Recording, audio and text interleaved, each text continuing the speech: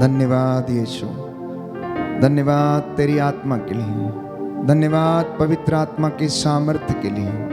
पवित्र आत्मा, हम तेरे उत्तम वरदानों की अभिलाषा करते हैं। हम विश्वास करते हैं कि तू हमारे बीच में हाजिर है। हम विश्वास करते तूने हम पे कब्जा किया है। हमें वचन को सुनने और समझने और इन रहस्यों को अपने जीवन में धारण करने की कृपा प्रदान कर। आज हमारे परिवार से हर प्रकार का अंधकार तेरे वचन के द्वारा प्रभु दूर हो जाए। हमारे घरों परिवारों से नशे की दुष्ट आत्मा, हे प्रभु यीशु, शैतानी दुरात्मा शक्तियों के बंधन, हर प्रकार की अश्लीलता और व्यभिचार के बंधन प्रभु तेरे इन लोगों के जीवन से दूर हो जाएं। दया कीजिए प्रभु, दया कीजिए प्रभु, दया कीजिए।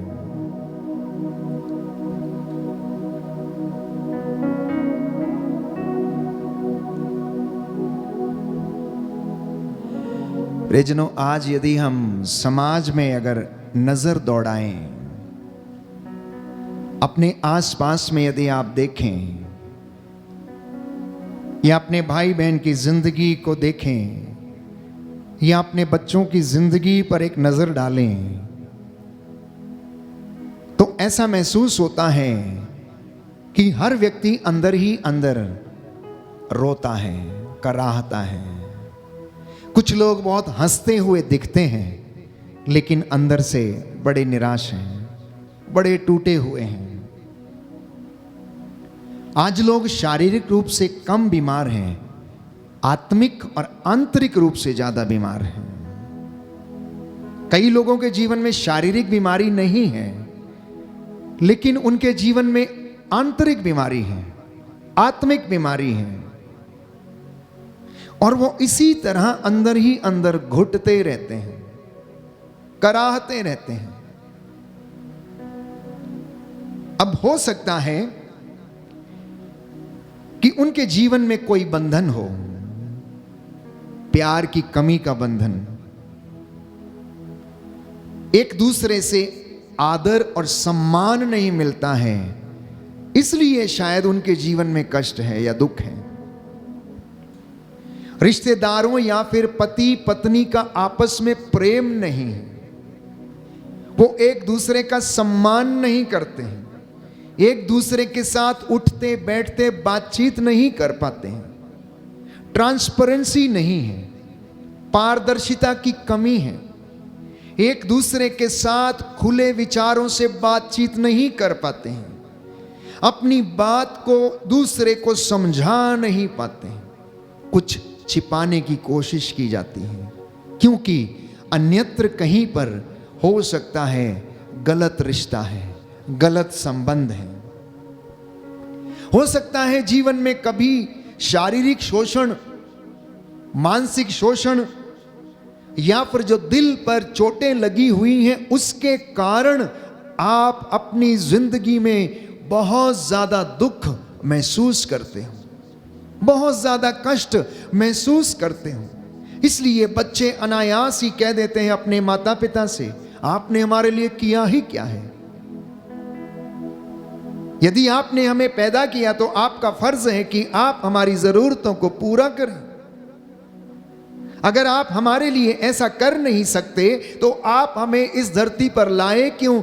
कभी कभी ऐसे शब्द बच्चों के मुख से निकलते हैं जो माता पिता को आहत करते हैं, मां को आहत करते हैं।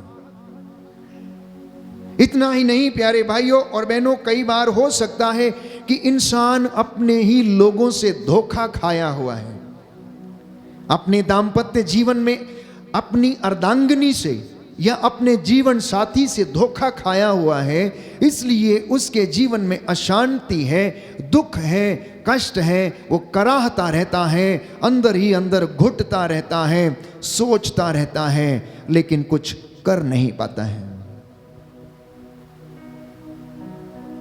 हो सकता है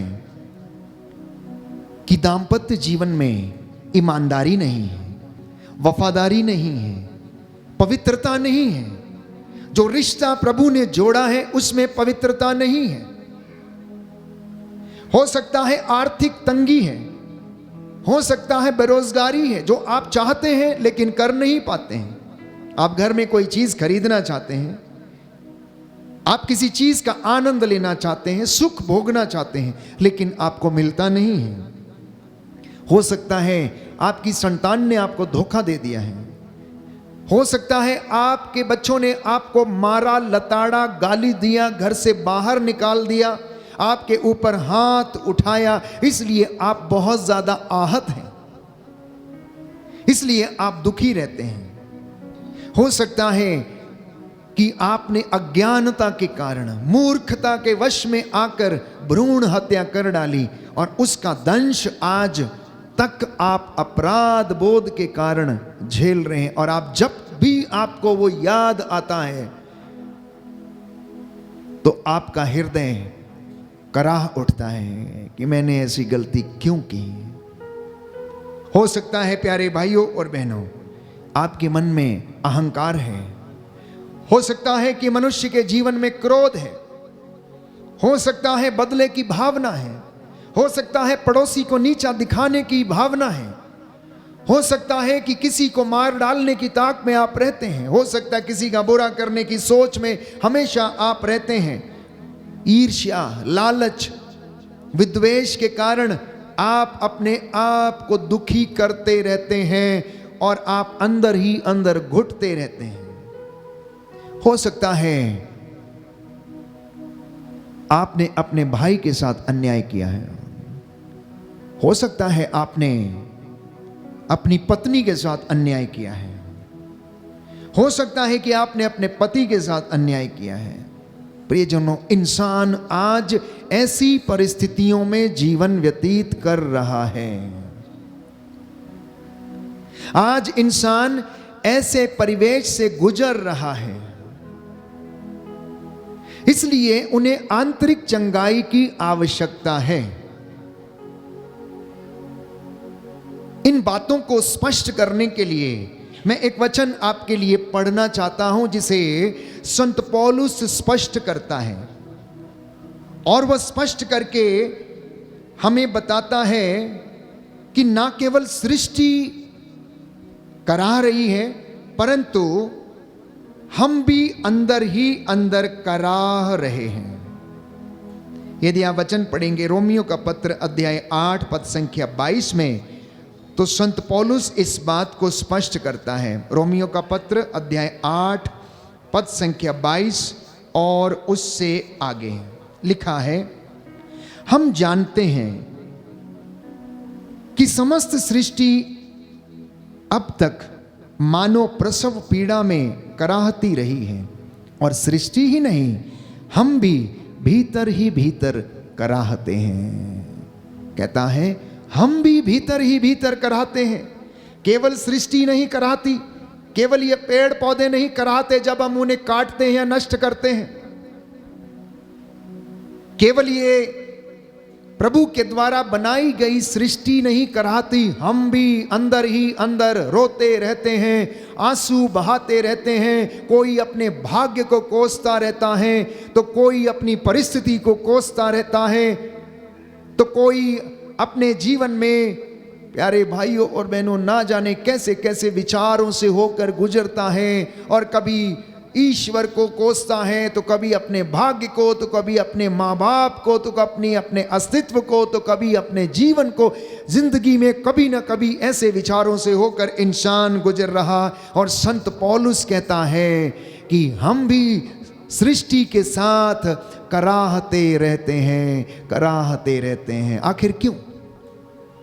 आखिर क्यों ऐसा है प्यारे भाइयों और बहनों? इसको और ज्यादा स्पष्ट करने के लिए संत पौलुस एक और वचन हमें बताता है कि आखिर हमारे इस कराहते रहने का कारण क्या है, दुख हमारे जीवन में जो है उसका कारण क्या है। रोमियो का पत्र अध्याय 7 पद संख्या 19। रोमियो का पत्र अध्याय 7 पद संख्या 19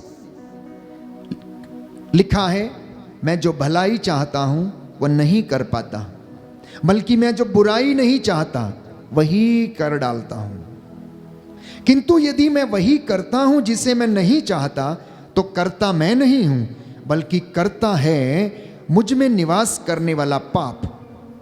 अभी आप पूछेंगे कि यह पाप कहां से आया, और बाइबल इसके विषय में हमें बताती है उत्पत्ति ग्रंथ में कि आदम और हवा के आज्ञा उल्लंघन के कारण पाप इस दुनिया में आया और वह सर्वत्र फैल गया।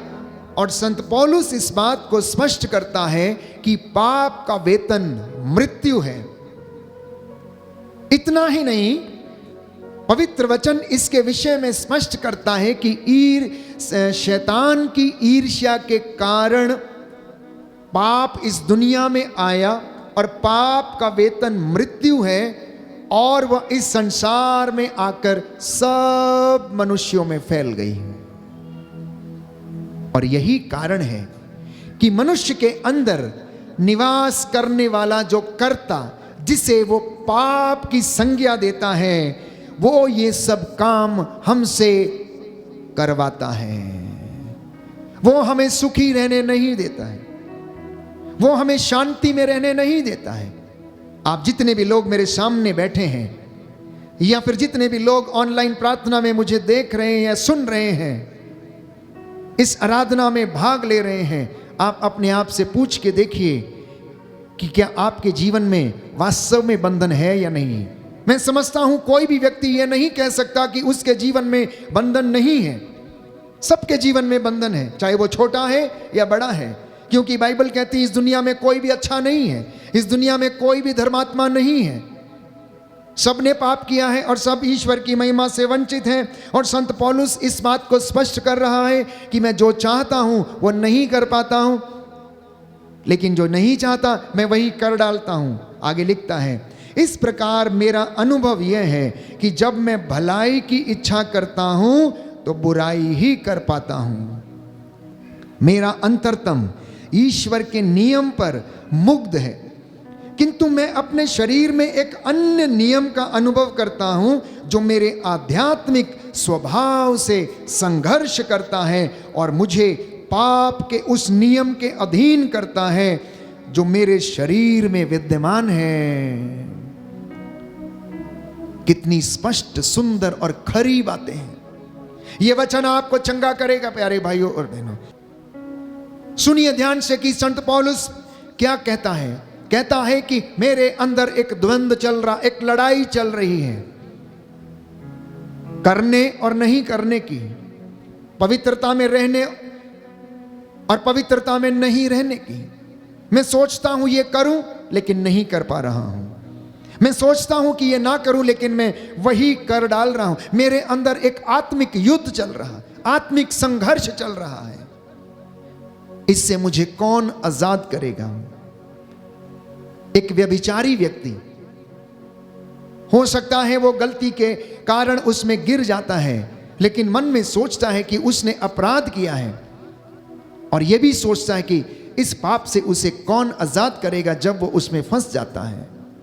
एक ड्रग्स में पड़ा हुआ व्यक्ति, नशे में डूबा हुआ व्यक्ति, वो चाहता है कि मेरी जिंदगी संवर जाए, वो चाहता है कि वो नशे से आजाद हो जाए, लेकिन वो उससे निकल नहीं पाता। कौन आजाद करेगा। यदि आप प्रेरितों के कार्यकलाप अध्याय 16 में आप पढ़ेंगे, प्रेरितों का कार्यकलाप अध्याय 16, जहां पर पौलुस और सीलस के बंदी गृह में पड़े होने की घटना के विषय में बताया गया है कि पौलुस और सीलस को बंदी गृह में डाल दिया गया, उनके पैरों पर बेड़ियां डाल दी गई।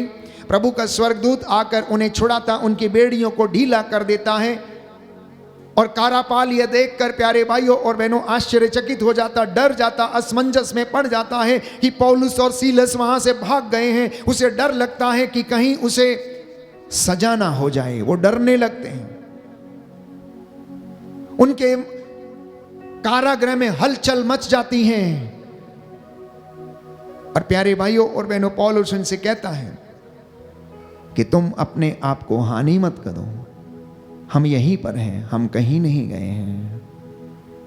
कारापाल उनको देखकर प्यारे भाइयों और बहनों पूछता है, सज्जनों, मुक्ति प्राप्त करने के लिए मुझे क्या करना चाहिए? मुक्ति प्राप्त करने के लिए मुझे क्या चाहिए? मुझे क्या करना चाहिए? आज आप में से हर व्यक्ति ये सवाल पूछता है, याजकों से, पुरोहितों से, पासवानों से, या जिस पर आपको विश्वास है आप उससे सलाह लेने के लिए जाते हैं और पूछते हैं कि हम क्या करें। प्रभु से आप पूछते हैं कि प्रभु मैं क्या करूं, मैं कहां जाऊं, कौन मुझे आजाद करेगा। जब कारापाल ने इन दो प्रेरितों से पूछा कि सज्जनों मुक्ति प्राप्त करने के लिए मुझे क्या करना चाहिए, तो उन्होंने उसे जवाब दिया कि तुम ईसा मसीह में विश्वास करो तो तुम और तुम्हारा घराना उद्धार पाएगा और तुम्हें मुक्ति मिलेगी। आज आप चाहते हैं कि आपको आंतरिक चंगाइयां मिले, आपको शारीरिक चंगाइयां मिले, आप आध्यात्मिक रूप से अच्छे हो जाएं, आप अपनी दुर्वासनाओं से आजाद हो जाएं, मुक्त हो जाएं, तो प्यारे भाइयों और बहनों, आपको और मुझे यीशु के नाम को अंगीकार करने की आवश्यकता है। आपको और मुझे उन बातों को अंगीकार करने की आवश्यकता है जो कि प्रभु की ओर से हमें दी गई हैं, जिनके विषय में पवित्र वचन हमें समझाता है, हमें बताता है कि बिना प्रायश्चित के, बिना स्वीकृति के तुम्हारा कल्याण नहीं। अगर तुम अंगीकार करोगे, अगर तुम विश्वास करोगे, अगर मुख से बोलोगे कि ईसा मसीह उद्धार करता है, अगर तुम हृदय से विश्वास करोगे कि पिता ईश्वर ने मुर्दों में से उसे जिलाया है, तो तुमको और तुम्हारे घराने को मुक्ति मिलेगी, तू बचेगा और तेरा घराना भी बचाया जाएगा। बोलिए आमीन, hallelujah, hallelujah, hallelujah, hallelujah, hallelujah. अब आप फिर से पूछेंगे कि मेरे जीवन में तो कोई समस्या है ही नहीं, मैं तो आज़ाद हूँ, मैं गाता हूँ, बजाता हूँ, मैं तो ऐशो आराम की ज़िंदगी जीता हूँ, मुझे अच्छी नींद आती है, मुझे कोई समस्या नहीं है। अच्छी बात है, लेकिन प्यारे भाइयों और बहनों, कोई भी व्यक्ति ऐसे अपने जीवन में आज़ाद नहीं है, वो किसी ना किसी बंधन में है। कौन से ऐसे बंधन हो सकते हैं जिनसे आज विश्वासियों को या प्रभु के लोगों को आजाद होने की आवश्यकता है? सबसे पहला बंधन हो सकता है दुष्ट आत्मा का बंधन है, और ये दुष्ट आत्मा के बंधन है ईर्ष्या, क्रोध, पेटूपन, लालच, व्यभिचार, दुर्वासना और ऐसी अनेक प्रकार की बातें जो कि ईश्वर से इंसान को दूर लेकर जाती हैं। हो सकता इंसान के जीवन में ये बंधन हो। जब ये चीजें इंसान की जिंदगी में हैं तो वो प्रार्थना नहीं कर सकता है। कभी कभी साधना के दौरान हम देखते हैं किसी व्यक्ति को पकड़कर जबरदस्ती से उस साधना में लाया जाता है। 4 या 5 लोग उसे पकड़कर लाते हैं, वेदी के सामने बैठाते हैं, लेकिन वो बैठता नहीं, वो सुनना नहीं चाहता, वो वचन को सुन नहीं सकता है, वहां से भागने की कोशिश करता है। कई बार परिवार, प्यारे भाइयों और बहनों, आते हैं लेकिन लंबे समय तक बैठ नहीं पाते हैं। उन्हें लगता है कि ये बहुत ज्यादा लंबी प्रार्थना है, हम कैसे बैठेंगे। ये एक प्रकार का बंधन है, प्रार्थना में नहीं बैठ पाना, वचन को नहीं सुन पाना, क्योंकि अभी तक उनका मन प्रभु में नहीं लगा, उनका अटैचमेंट प्रभु से नहीं हुआ, इसलिए वहां पर उन्हें वो रस महसूस नहीं होता है। हो सकता है नशे का बंधन हो सकता है वचन को नहीं पढ़ना या नहीं सुनने का बंधन हो सकता है व्यभिचार का बंधन हो। और व्यभिचार के बंधन के विषय में प्यारे भाइयों और बहनों, पवित्र बाइबल हमें बताती है, हम पढ़ते हैं, संत पौलुस हमें लिख बताता है कुरिन्थियों के पहले पत्र अध्याय 5 पद संख्या 1 और उससे आगे, कि आप लोगों के बीच में हो रहे व्यभिचार की चर्चा चारों ओर फैल गई है। ऐसा व्यभिचार जो गैर यहूदियों में भी नहीं होता। किसी ने अपने पिता की पत्नी को रख लिया है, तब भी आप घमंड में फूले हुए हैं। आपको शोक मनाना चाहिए, और जिसने यह काम किया है उसका बहिष्कार करना चाहिए था। मैं शरीर से अनुपस्थित होते हुए भी आत्मा से आप लोगों के बीच में हूं। जिसने ये काम किया है मैं उसका न्याय कर चुका हूं। मानो मैं वास्तव में वहां उपस्थित हूं, और मेरा निर्णय यह है कि प्रभु ईसा मसीह के नाम पर हम अर्थात आप लोग और मैं आत्मा से एकत्र हो जाएंगे और अपने प्रभु ईसा के अधिकार से उस व्यक्ति को शैतान के हवाले कर देंगे, जिससे उसके शरीर का विनाश हो किंतु प्रभु के दिन उसकी आत्मा का उद्धार हो जाए। अगर कोई व्यक्ति ऐसी दुर्वासना का शिकार है भी तो उसे प्यारे भाइयों और बहनों प्रभु के अधीन समर्पित करने की कोशिश करें ताकि उसकी आत्मा का उद्धार हो जाए। बाइबल कहती है आप लोगों का आत्म संतोष आपको शोभा नहीं देता। आप लोग ये आत्म संतुष्टि ना समझें कि मैं तो ठीक हूं, मुझ में कोई कमी नहीं है, परंतु आप अपने आप को समर्पित करें, क्योंकि लिखा क्या आप यह नहीं जानते कि थोड़ा सा खमीर सारे सने हुए आटे को खमीर बना देता है। आप पुराना खमीर निकाल कर शुद्ध हो जाएं, जिससे कि आप नया सना हुआ आटा बन जाएं। आपको बेखमीर रोटी जैसा बनना चाहिए। Hallelujah, hallelujah, hallelujah, hallelujah. यीशु की स्तुति हो, यीशु को धन्यवाद, यीशु की आराधना हो, यीशु की महिमा हो, यीशु को धन्यवाद। Hallelujah, hallelujah, hallelujah, hallelujah, hallelujah. Hallelujah. तो परिवारों में प्यारे भाइयों और बहनों ये व्यभिचार का बंधन भी एक प्रकार से बहुत बड़ा बंधन है जो परिवारों को, रिश्तों को नष्ट कर देता है। इसी के साथ गलत रिश्तों का बंधन हो सकता है पति पत्नी में, या फिर बच्चों के जीवन में गलत रिश्ते हैं। हो सकता है पति पत्नी के अलग कहीं संबंध हैं और आपके बच्चे बड़े हो गए और आपके रिश्तों के विषय में वो जानते हैं। आज के बालक बालिकाएं आपके विषय में सब कुछ समझते हैं कि आप किसको मिलते, कहां जाते, किसके साथ उठते, कैसे बात करते हैं। वो आपसे ज्यादा बुद्धिमान है, आपसे ज्यादा चालाक है, क्योंकि आज दुनिया उनकी हथेली पर है। वो एक छोटा सा मोबाइल जिसके द्वारा वो सब कुछ एक्सेस कर सकते हैं, उसके द्वारा वो सब कुछ समझते हैं। इसलिए माता पिता की जिम्मेदारियां बढ़ गई हैं, पासवानों की, वर्शिपर्स की और याजकों की जिम्मेदारियां बढ़ गई हैं। और याद रखिए प्यारे भाइयों और बहनों, हमारा एडवर्सरी शत्रु शैतान वो हमेशा प्रभु के लोगों पर, विश्वासियों पर नजर गड़ाए रहता है, उनके व्यक्तिगत जीवन पर वो नजर गड़ाए रहता है। और अब जो आंतरिक युद्ध हमारे अंदर चल रहा है वो यही है कि हम जो करना चाहते हैं वो नहीं कर पाते, और जो नहीं करना चाहते हैं हम वही कर डालते हैं।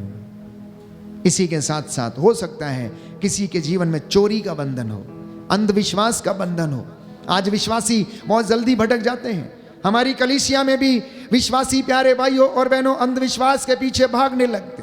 आपके घर में कोई भी व्यक्ति आता है और आपसे कह दे कि आपके घर में भूत है, आपके घर में ये है वो है, दुनिया भर की आपको बातें बताता, आप ऐसा करो वैसा करो, और आप प्रभु के वचन को छोड़कर उसकी मनगढ़ंत बातों पर विश्वास करते हैं। प्यारे भाइयों और बहनों, क्या अंधकार बड़ा है या ज्योति बड़ी है? क्या अंधकार बड़ा है या ज्योति बड़ी है? आपका जवाब यही होगा कि ज्योति बड़ी है। क्या खुदा बड़ा है या फिर इब्लीस जो शैतान, जो शत्रु है, वो बड़ा है? क्या सत्य बड़ा है या असत्य बड़ा है?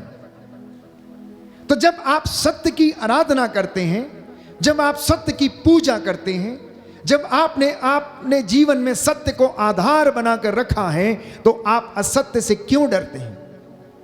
क्योंकि असत्य की तो कभी विजय होती ही नहीं है। प्यारे भाइयों और बहनों, थोड़ी सी ज्योति पूरा अंधकार मिटा सकती है, लेकिन अंधकार ज्योति को नहीं मिटा सकता है। याद रखिएगा, छोटी सी ज्योति पूरे अंधकार को मिटा सकती, लेकिन अंधकार ज्योति को नहीं मिटा सकता है।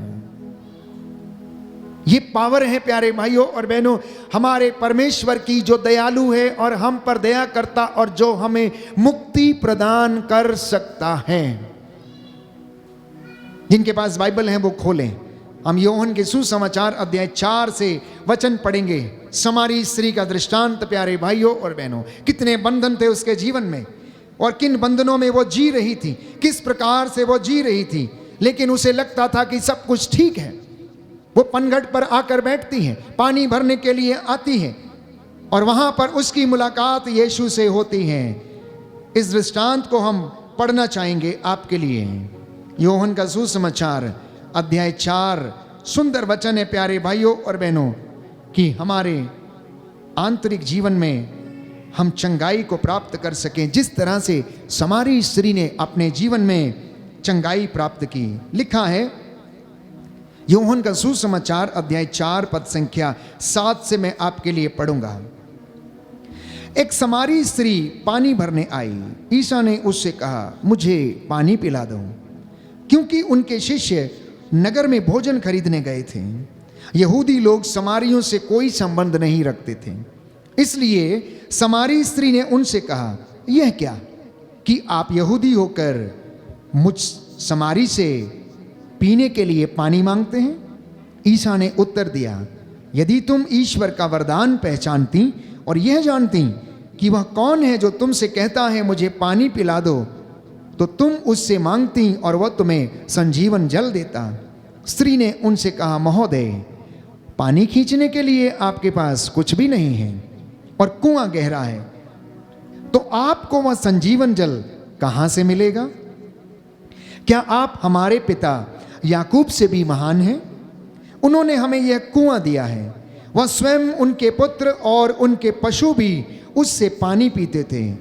ईसा ने कहा, जो यह पानी पीता है उसे फिर प्यास लगेगी, किंतु जो मेरा दिया हुआ जल पीता है उसे फिर कभी प्यास नहीं लगेगी। जो जल मैं उसे प्रदान करूंगा वह उसमें स्रोत बन जाएगा, जो अनंत जीवन के लिए उमड़ता रहता है। इस पर स्त्री ने कहा, महोदय, मुझे वह जल दीजिए जिससे मुझे फिर प्यास न लगे और मुझे यहाँ पानी भरने नहीं आना पड़े।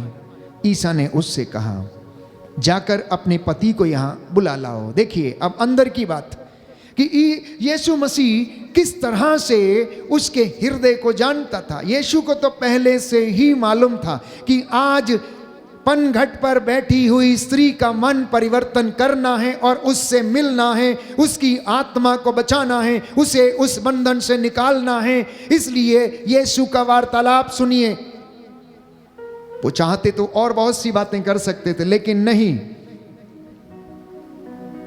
उन्होंने स्पष्ट रूप से उससे सवाल किया और कहा, जाओ और अपने पति को बुला कर लाओ। स्त्री ने उत्तर दिया, मेरा कोई पति नहीं है। ईसा ने उससे कहा, तुमने ठीक ही कहा है, मेरा कोई पति नहीं है। तुम्हारे 5 पति रह चुके हैं और जिसके साथ अभी तुम रहती हो वह भी तुम्हारा पति नहीं है। यह तुमने ठीक ही कहा है। स्त्री ने उनसे कहा, महोदय, मैं समझ गई कि आप नबी हैं। हमारे पुरखे इस पहाड़ पर आराधना करते थे और आप लोग कहते हैं कि यरूशलेम में आराधना करनी चाहिए। ईसा ने उससे कहा, नारी, मैं तुम्हें विश्वास दिलाता हूं कि वह समय आ रहा है जब तुम लोग ना तो इस पहाड़ पर पिता की आराधना करोगे और ना यरूशलेम में ही। तुम लोग जिसकी आराधना करते हो उसे नहीं जानते, हम लोग जिसकी आराधना करते हैं उसे जानते हैं, क्योंकि मुक्ति यहूदियों से ही प्रारंभ होती है। परंतु वह समय आ रहा है, आ ही गया है, जब सच्चे आराधक आत्मा और सच्चाई से पिता की आराधना करेंगे। पिता ऐसे ही आराधकों को चाहता है। ईश्वर आत्मा है, उसके आराधकों को चाहिए कि वे आत्मा और सच्चाई से उसकी आराधना करें। स्त्री ने कहा कि मैं जानती हूं कि मसीह जो क्रिस्त कहलाते हैं आने वाले हैं। जब वे आएंगे तो हमें सब कुछ बता देंगे। ईसा ने उससे कहा, मैं जो तुमसे बोल रहा हूं वही हूं, मैं जो तुमसे बोल रहा हूं वही हूं। उसी समय शिष्य आ गए और उन्हें एक स्त्री के साथ बातें करते देखकर अचंभे में पड़ गए। फिर भी किसी ने यह नहीं कहा, इससे आपको क्या, अथवा आप इससे क्यों बातें करते हैं।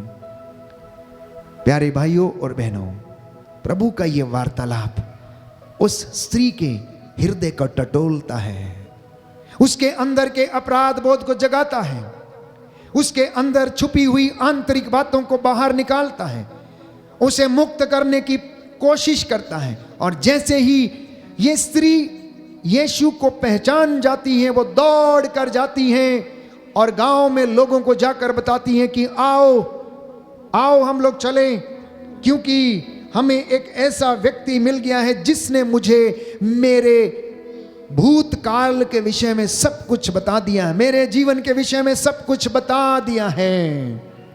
इस पर ईसा ने उनसे कहा, जिसने मुझे भेजा उसकी इच्छा पर चलना और उसका कार्य पूरा करना, यही मेरा भोजन है। और ईसा प्यारे भाइयों और बहनों वही करते गए, वही करते गए। तो हमारे आंतरिक चोटों से, हमारे अपराध बोध से, हमारे पापों से कौन हमें आजाद करता है? एकमात्र व्यक्ति, और वो है ईसा मसीह, जिसके विषय में यिर्मयाह नबी भविष्यवाणी करता है अध्याय 2 में, जब परमेश्वर का वचन ये कहता है कि मेरी प्रजा ने 2 पाप कर डाले हैं, उसने संजीवन जल के झरने को त्याग दिया और अपने लिए ऐसे रसकुंड बनाए हैं जिनमें दरारें हैं, आशीष नहीं रुकती है। आज इंसान की यही हकीकत है।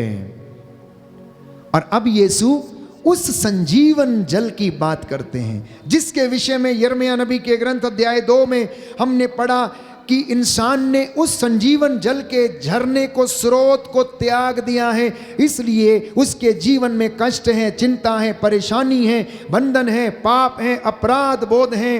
वो प्यारे भाइयों और बहनों कराहता रहता है, कराहता रहता है। आप में से बहुत सारे लोग हैं जो किसी न किसी कारणवश अपने घर में रोते रहते हैं, चिल्लाते रहते हैं, कराहते रहते हैं, घुटते रहते हैं। कई बार मैं सुनता हूं काउंसलिंग के दौरान, या फिर आप में से कुछ लोग जो फोन करते हैं कि उन्हें घर में बहुत प्रताड़ित किया जाता है, बहुत मार खानी पड़ती है, गालियां सुननी पड़ती हैं, रिश्ते अच्छे नहीं हैं, कितना भी अच्छा कर लो लेकिन दुख सहना पड़ता है। प्यारे भाइयों और बहनों, ऐसी कई बंधन इंसान की जिंदगी में हैं, और उनमें से मैंने कहा अंधविश्वास, व्यभिचार, नकारात्मकता के बंधन, नेगेटिविटी के बंधन। मैं ये काम नहीं कर सकता, मुझसे नहीं होगा, मैं नहीं कर सकता, मैं नहीं करूंगा। नकारात्मकता का बंधन, अगर आपने मुझे ये चीज नहीं दी, मैं आत्महत्या कर लूंगा, मैं अपना नाश कर लूंगा। आज के नौजवान बेटे और बेटियां, प्यारे भाइयों और बहनों, इस तरह के नकारात्मक बंधनों से, नेगेटिविटी से भरे हुए हैं, इसलिए अपने जीवन का अंत कर लेते हैं। ये शैतान की चालें हैं, उसकी युक्तियां हैं, जिसके विषय में संत पौलुस ये कहता है कि हम शैतान के फंदे में पड़ना नहीं चाहते, क्योंकि हम उसके षड्यंत्रों और उसकी चालों को अच्छी तरह समझते हैं। क्या आप लोग समझते हैं? क्या आप लोग समझते हैं शैतान की युक्तियां? क्या आप लोग समझते हैं? क्या उसकी चालें आप लोग समझते हैं? किस तरह से आपको नष्ट करता है? छोटे नौजवान बच्चों को शारीरिक अश्लीलता के द्वारा, व्यभिचार के बंधनों के द्वारा, मोबाइल में पोर्नोग्राफी के द्वारा, और ऐसी तमाम बातें जिनके द्वारा आज वो नौजवान मस्तिष्क को, मानसिकता को बिगाड़ रहा, आपके रिश्तों में जो खलल पैदा करता है, उसके द्वारा वो नष्ट कर देना चाहता है। इंसान कराहता रहता है, अहंकार के वश में है, स्वार्थ के वश में है। इसलिए पिता कभी कभी नशे में डूबा रहता है, बच्चों की चिंता नहीं, पत्नी की चिंता नहीं, जो पैसा कमाता है उससे खुद ही पीता है, घर में लाकर कुछ देता नहीं, भोजन लेकर नहीं आता है, तोड़ फोड़ करता है। ऐसा स्वार्थ प्यारे भाइयों और बहनों उस परिवार को नष्ट किए हुए है, वो अपने विषय में सोचता है। ऐसे ही कई नौजवान बेटे बेटियां अपने मम्मी पापा का ध्यान नहीं रखते, उन्हें केवल अपने जीवन की चिंता है, अपने ऐशो आराम की चिंता है। बुढ़ापे में उन्हें अलग दूर अपने से कर देते हैं। कुछ लोग हीन भावना के शिकार हैं, कुछ लोग जादू टोने के शिकार हैं, तो कुछ लोग तंत्र मंत्र में उलझे हुए हैं और जिंदगी भर कराहते रहते हैं। ठीक वैसे जैसे प्रसव पीड़ा के दौरान स्त्री कराती है और सारा जमाना, सारी दुनिया करा रही है। मैं समझता हूँ ऐसी परिस्थिति में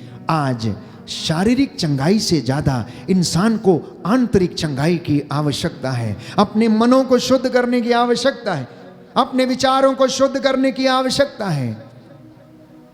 और मैंने कहा यह कार्य प्रभु यीशु करता है। ये कार्य प्रभु यीशु करता है क्योंकि संजीवन जल का झरना उसके पास है।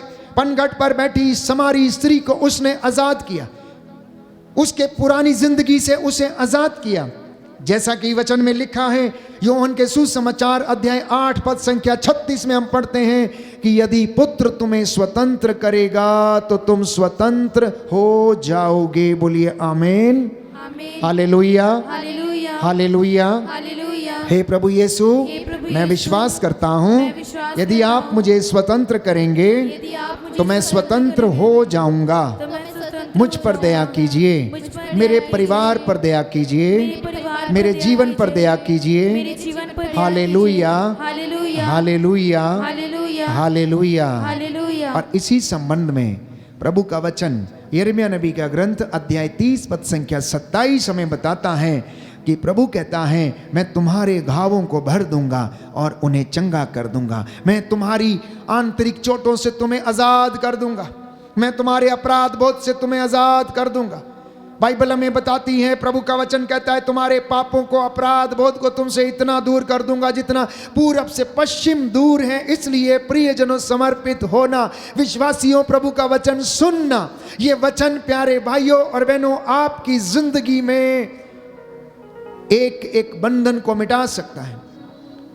इस वचन में इतना सामर्थ्य, बाइबल हमें बताती है कि ये आग है, आग, भस्म कर देने वाली आग। ये हथौड़ा है, जैसे हथौड़ा चट्टान पर पड़ता है उसे चकनाचूर कर देता। अगर आज ये वचन आपने सुने हैं और अगर आपने इन्हें ग्रहण किया है तो वो आपको आपकी हर एक कमजोरी से, बीमारी से ये वचन आज आजाद करेगा। और यीशु ने स्वयं इस बात को स्पष्ट किया। मत्ती के सुसमाचार अध्याय 11 पद संख्या 28 में, थके मांदे, बोझ से दबे हुए लोगों, इसका अर्थ है ए बीमार लोगों, अपराध बोझ से दबे लोगों, कष्ट में और पीड़ा में रहने वाले लोगों, आंतरिक चोटों से घायल लोगों, जो थक चुके हो, हार गए हो, निराशा में हो, आत्महत्या करने की सोचते हो, अब तुम मेरे पास चले आओ, मैं तुम्हें विश्राम दूंगा। क्योंकि वो प्रभु हमें विश्राम देता है, वो प्रभु हमें विश्राम देता है।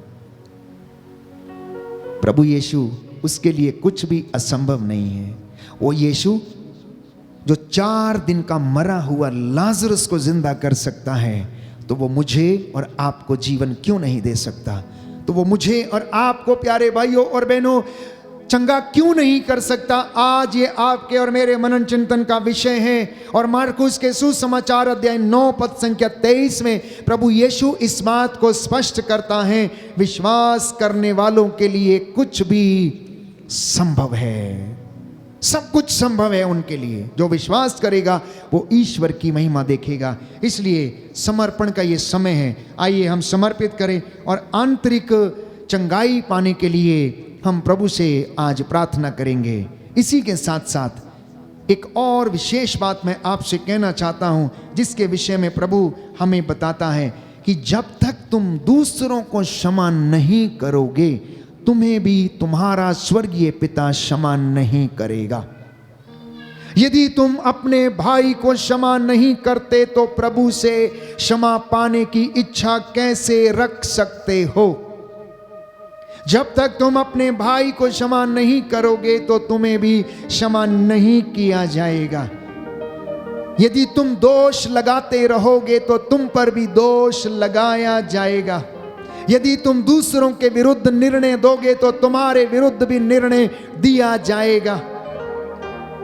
ईसा ने पिता से निवेदन किया, पिता इन्हें क्षमा कर, क्योंकि ये नहीं जानते कि ये क्या करते हैं। इसलिए यीशु ने कहा कि अपने अत्याचारियों के लिए तुम प्रार्थना करो, उनके लिए आशीर्वाद मांगो, आशीर्वाद मांगो, उन्हें अभिशाप मत दे दो। इसलिए पाकमान कलीसिया के लोगों का, लोक धर्मियों का, विश्वासियों का यह कर्तव्य है कि हम प्रभु के नाम पर सभी अत्याचारियों को क्षमा करें और उनके लिए प्रार्थना करें जिनसे आपको शिकायत है, जिन्होंने आपको दुख दिया है, चाहे वो आपके मम्मी पापा हो, भाई बहन हो, रिश्तेदार हो, उनको आप आज क्षमा कर देना प्यारे भाइयों और बहनों, और प्रभु आपको आंतरिक चंगाई प्रदान करेगा।